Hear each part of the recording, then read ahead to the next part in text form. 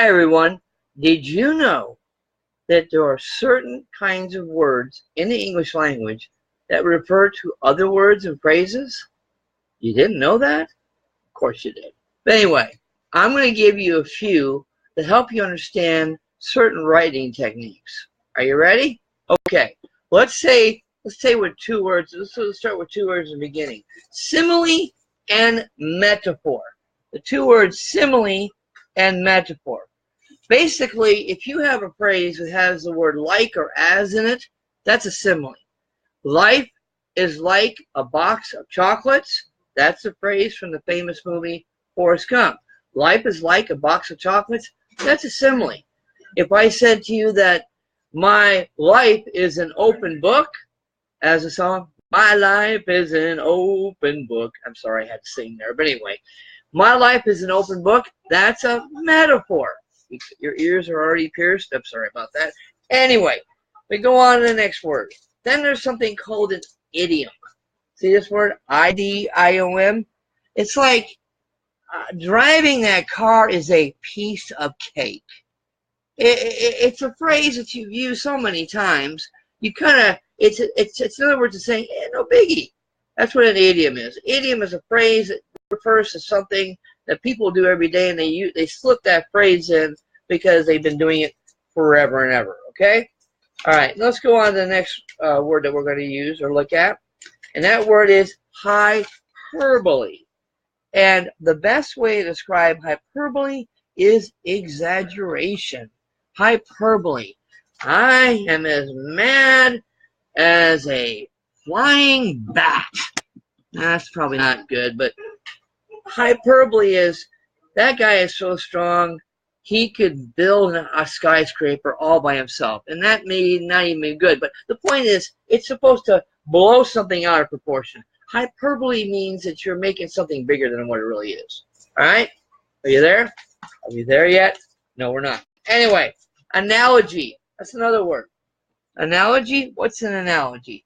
Analogy is like saying, this gentleman, Steve, is running a marathon. And the last time someone ran a marathon like him was when Tony did it 3 years ago. Steve is known to be a great athlete. And you know what? When Tony ran it, he was hoped to be successful. He was. Steve reminds us of Tony, his dedication, his commitment. And you know what? Steve's gonna do well, because as we look back on Tony did well too. That's not a very good analogy, but that's what an analogy is. You're trying to compare one thing with another and use that as an example of what that is. You're saying, you're getting me so lost. Well, just bear with me. Bear with me, okay? I'm trying. I'm really, really trying. Then you have alliteration. What does a woodchuck wood in the woods where a woodchuck would live if the wood was there with the woodchuck? You say, what did I say? That's kind of like alliteration. I got WWW all the way through, wood, all these letters and words that are coming together are very similar. That's alliteration. You're remembering it because I said woodchuck, woodchuck, wood. Okay? That's alliteration. And at least that's my best example of alliteration. The next one we're going to look at is something that has to do with, oh, you're going to love this. Imagine naming your son Onomatopoeia. Now, I say that because it would be a perfect name for a boy, because you could name him, oh no, I'm kidding, of course. But onomatopoeia is another word for words that sound like sounds, like crush and mush. It's got the sound in it, and you can almost hear the word when you say it.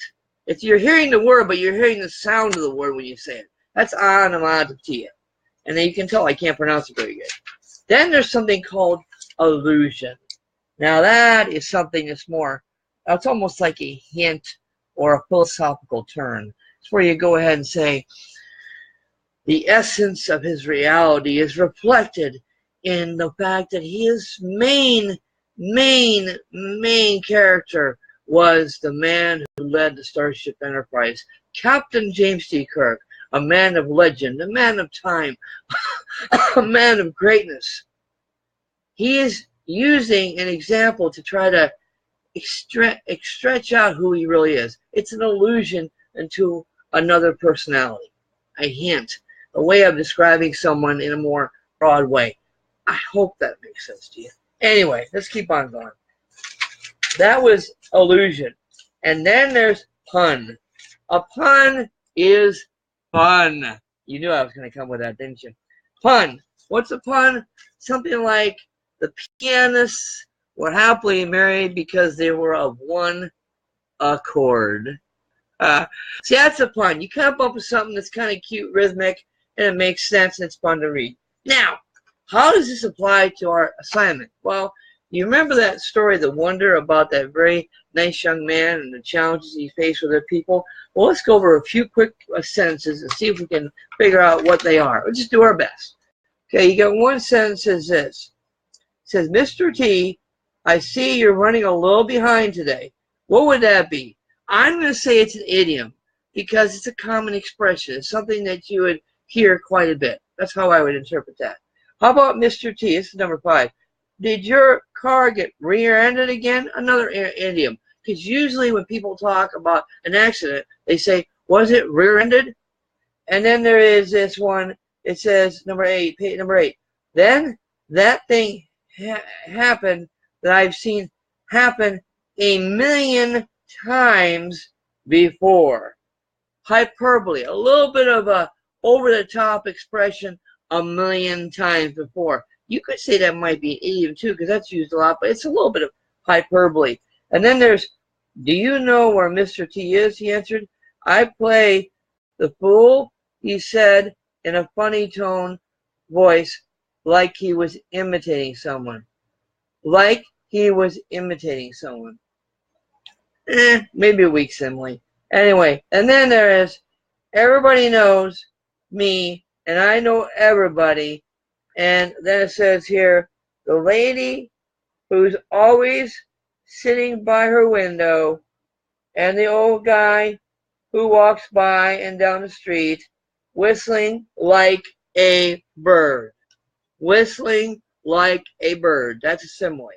And then there's a metaphor, number 11.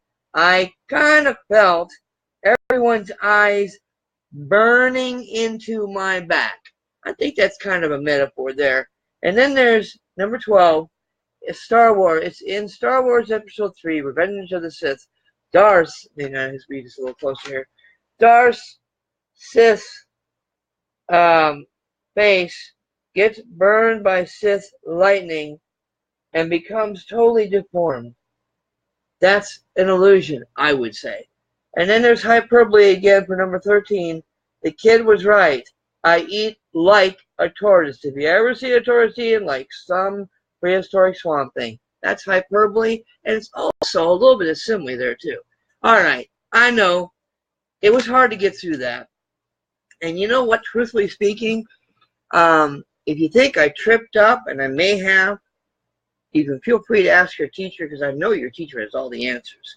But I hope that working through this together, we kind of got a little better understanding. A little better understanding. As I said before, I'll say again, your awesome teacher knows all the answers. Later.